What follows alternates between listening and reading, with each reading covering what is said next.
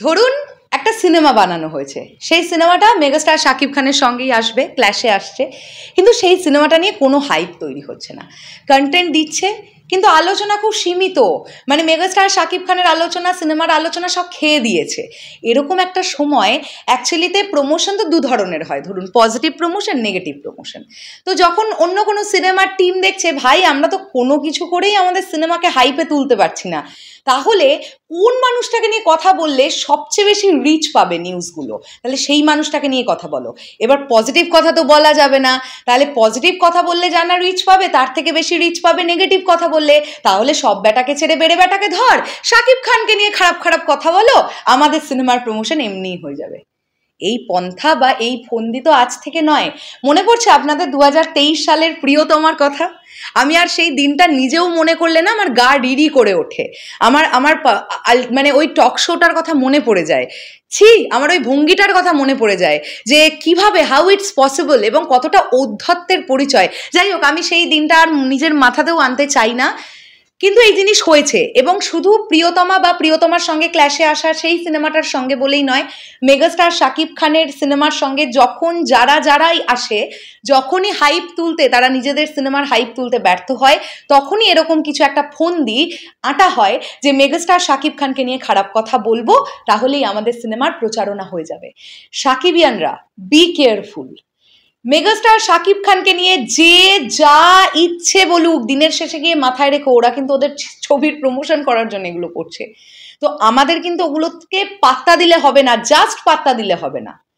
এবং তার সঙ্গে সঙ্গে এটাও বলছি, প্রিয়তমার সময় যে জিনিসটা ঘটেছিল তার পুনরাবৃত্তি কিন্তু আমরা চাইছি না। এবার যদি সেম পুনরাবৃত্তি ঘটে তাহলে সাকিবিয়ানদের কিন্তু অন্য রূপ দেখতে পাওয়া যাবে। কেননা মনের মানুষটা বা যে মানুষটাকে সবচাইতে বেশি ভালোবাসা হয়, সেই মানুষটাকে নিয়ে যদি খারাপ কথা কেউ বলে, সেটা কিন্তু টলারেট করা যায় না, সেটা কিন্তু সাকিবিয়ানরা টলারেট করবে না। তাই যদি এরকমও কেউ ভেবে থাকেন যে মেগাস্টার শাকিব খানকে নিয়ে খারাপ কথা বলে আপনাদের ছবিকে প্রমোট করবেন, তাহলেও বলছি এক্সটেন্ড লেভেল অবধি প্লিজ চলে যাবেন না, সবার উদ্দেশ্যেই বলছি। কেননা সাকিবিয়ান বাহিনী না খুব ফেরোসাস, আমরা না ভীষণ লয়াল। আমরা এই মানুষটাকে যদি কেউ একটা খারাপ কথা বলে, আমরা কিন্তু তাদের ছেড়ে কথা বলি না। দ্যাটস ওয়াই আপনাদের মতনও কিছু, আপনাদের বলে আমি টার্গেট করতে চাই না, মানে তাদের মতন কিছু লোকজনও আছে যারা এটা বুঝে গেছে যে শাকিব খানকে নিয়ে খারাপ কথা বলো, আর কেউ যদি কিছু নাও বলে, ওনার যে ভক্তকুল আছে তারাই যেভাবে যা যা রিচ ফিচ করে দেবে আর কি পোস্ট, তাতেই আমাদের ছবির প্রচারণা হয়ে যাবে।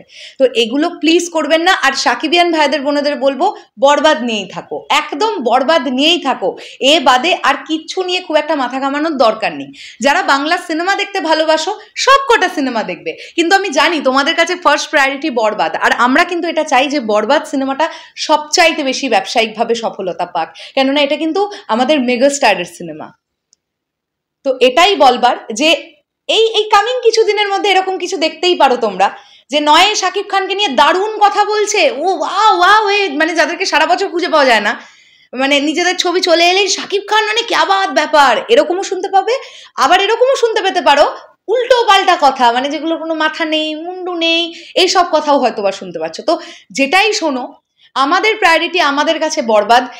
কে কার সিনেমা কিভাবে প্রমোশন করছে না করছে আমাদের কিচ্ছু জানার দরকার নেই। বরবাদ টিম কেমন প্রমোশন করছে সেদিকে আমাদের নজর থাকবে, এবং সোশ্যাল মিডিয়া জুড়ে শুধু বরবাদকে রাখতে হবে, এই ব্যাপারটা আমাদের মাথায় গাঁথিয়ে নিতে হবে। এটাই হচ্ছে কথা। চলো শেষ করলাম ভিডিওটা। তোমাদের কি বক্তব্য? আমি কি ঠিক বললাম নাকি আমি ভুল বললাম কিছু, সেটা কমেন্ট করে জানাবে। আমার মনে হয় আমি ভুল বলিনি কিছু, ঠিকই বললাম, তাও তোমরা কমেন্ট করো। টাটা।